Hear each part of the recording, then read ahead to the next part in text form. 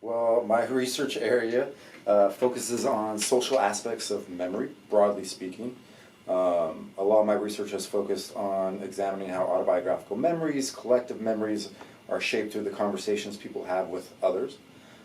Since coming to John Jay, this has kind of broadened to include jury decision making, eyewitness testimony, the intergenerational transmission of 9/11 memories for those that were alive during that time, and what their children know about their parents' personal or flashbulb memories. More recently, I've started to examine social media, so how posting on Facebook, Instagram, Twitter shapes the way people remember their own personal past. This project is actually in collaboration with a researcher up at Cornell, Shi Wang, and we're trying to examine not only the behavioral manifestations, like how posting will shape the memories, but also the neurological underpinnings. So we're going to be doing an fMRI study up at Cornell and hopefully down here at CUNY as well. So I mean, that would be my research kind of in a nutshell. I have a number of smaller projects going on, looking at how lying or denying the occurrence of events shapes people's confidence and memories for the events, their personal past. A lot of my research also applies what's called the retrieval-induced forgetting paradigm, and this phenomenon essentially is by retrieving a memory, it induces forgetting of related memories. The way I like to think about it is kind of the yin to the yang of false memory. Social interactions can implant false memories, but social interactions can also induce forgetting in the speaker and the listener. So I'd say, that's probably most of the research I'm kind of examining at the moment.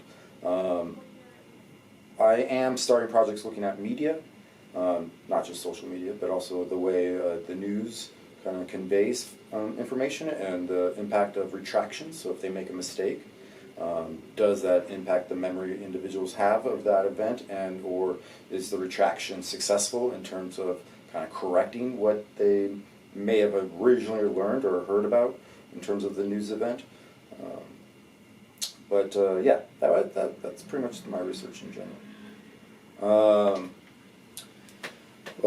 My favorite paper? Yeah, that's a good question. Actually, I'd say I have two favorite papers, and they both just came out. So I recently, as I mentioned, I was doing social media research, and there's not a lot of research on social media, so I recently got a paper published in Topics in Cognitive Science, and it's kind of a summary state-of-the-art of the nascent social media research. And so I was happy to get that out and published, given hopefully that'll kind of start pushing this area of research.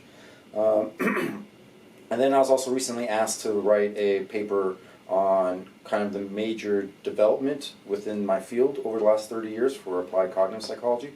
And so I wrote, again, a kind of state-of-the-art of the psychological approach to collective memories.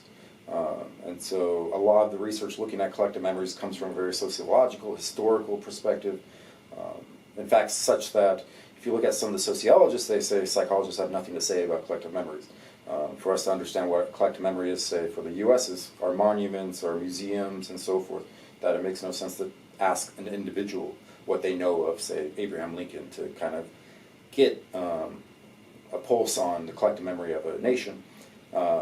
And my colleagues and I argue otherwise, but then also that there are different levels of collective memories. You can have collective memories among your friends, you can have collective memories around your family, but that also, even if we want to accept that monuments, museums kind of house our collective memories, it's individuals that are perceiving, appraising, and interpreting these monuments and museums, and we don't really know a lot about that.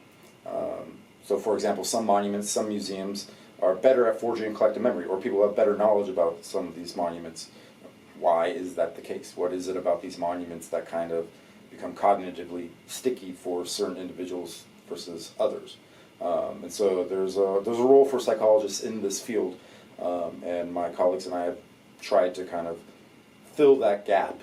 And so I'm quite happy to have published this paper kind of stating the state of the art of that area and hopefully opening the gate for future research along those lines.